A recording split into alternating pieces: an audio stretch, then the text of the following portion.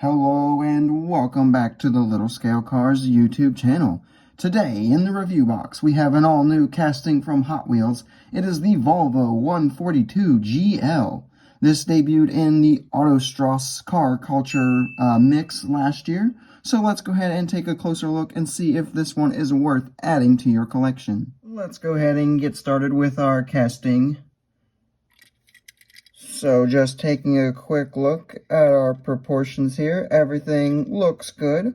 We are slammed, of course, though, kind of fitting with the Hot Wheels theme, I guess, with this style of car. They typically slam it. We'll go ahead and put the real-life car up in the top right corner there, just for some comparisons. So, other than being slammed, though, we do have quite a bit of nice things to say. Like I said, the proportions, not too shabby. One cool thing is this little side bit is actually casted in the entire way down. So it's not just a piece of tampo work going down there. That's good. All up front here, this is all textured up to our headlights and stuff. This is not like a flat piece. Can kind of hear that. This down here is also textured in. We have the spots where the other headlights would be if you wanted to attach those on your real life car. Obviously, all of these little details on the side, like our door handles, are casted in. Our gas cap back here also casted in. As we make our way to the back, we have our exhaust being part of the base. The base, not super detailed, but not too shabby. And then we have a little bit of casted detail in back here.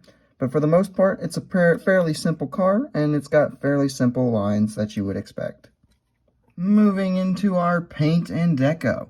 So we've got this really nice kind of bluish green metallic color, which looks really good. Look at all that metal flake in there too. That is spectacular. And this really kind of is a unique color. I don't personally have many other cars that are in this kind of a shade in my collection, so it definitely stands out and looks good. This actually resembles, in my opinion, there's a Stance Works version of this car that they kind of did work on. And the color, and as well as the fact that it's been slammed like that car, makes me feel like this entire casting, not just this deco choice in particular, was kind of done around that particular car. We'll go ahead and put a picture, of that up in the corner. So yeah, it's kind of an interesting choice that they would have gone to make the casting after a squatted car instead of doing just kind of an homage to it, because now every single version of this casting is going to be squatted. But that does kind of fit with the Hot Wheels brand, so it's not a big deal to me personally. Moving into our details, we do have completely front details with our reflectors, our headlights, the grille piece. It is textured as well. We also have the Volvo kind of slash and logo going right there. We've got this detailed in as well. Down the sides, we do have our window trim that's up top as well. So that looks good. We've got the stripe going down the center. We've got some little logos here. There is little, almost impossible to see, but it looks like the kind of door handle button, maybe where you'd stick a key in or something, is even right there. It is on this side too, so I originally thought it was a paint chip or something, but it is actually clearly supposed to be there. We do have a reflector right here as well. Looks good. As far as the rest of it goes, there's really not a whole lot more to talk about until we get to the rear. When we do have our license plate, we have Volvo. I can't really read that, but I would assume it says 142 GL.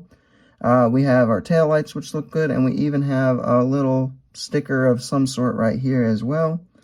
Overall, looks very good, but looks very clean at the same time, and I'm very happy with it. Moving into our roll test, this is a Hot Wheels premium model, so it should be no surprise that it rolls very smoothly. Pros and cons, starting with our pros. There's really one huge one that I would like to point out, and I mentioned it a little earlier. This paint is fantastic. Just the actual, just overall look of it. The metallics in there, the metal flake, then the clear coat over top of it just all comes together. It's really unique. I don't have hardly anything else along this color scheme, and it just looks really nice. Moving into our cons, we have maybe about 1.5 cons, I'd say. The first big one is this model does have quite a few QC issues, as you'll see right about here. There is some sort of hiccup. There's another one right up here. And then there's a few more down the side. If you can barely see right here, as you see the glare kind of hitting it, there's a spot there. And then I thought there was another one somewhere, but you get the gist. There's a few little hiccups in the paintwork. They're scuffs or something like that, so maybe that's a fault with the blister design. I don't know, but keep your eyes peeled when you're getting this one. That yours does not have QC issues. I order mine online, so I can't really inspect them beforehand. The other con, that's only kind of a half con, is the fact that it is slammed. It's not going to be as accurate as to a normal real-life car. It does look like the StanceWorks version, but that's a con to you, maybe, not to me personally, but that's why we'll include it as kind of a half con. For some quick size comparisons, I sadly don't have any other Volvos that were easy to access. All my other Volvos are apparently buried kind of deep in my collection, so we're going to go ahead and just compare it right here with the Matchbox MGB GT Coupe and the Mercedes 190E from Hot Wheels.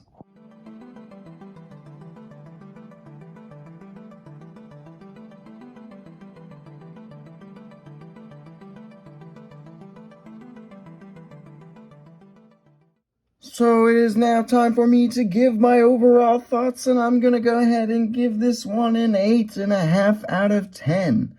So, this was not something I was really particularly excited for. I'm always excited for new castings, but as far as my style of cars that I get particularly excited for, this would definitely not be one that I get crazy excited for. That being said, this one definitely exceeded my expectations, so that was very nice. The paintwork, the actual casting itself was just very nice, clean, and simple. I really like it.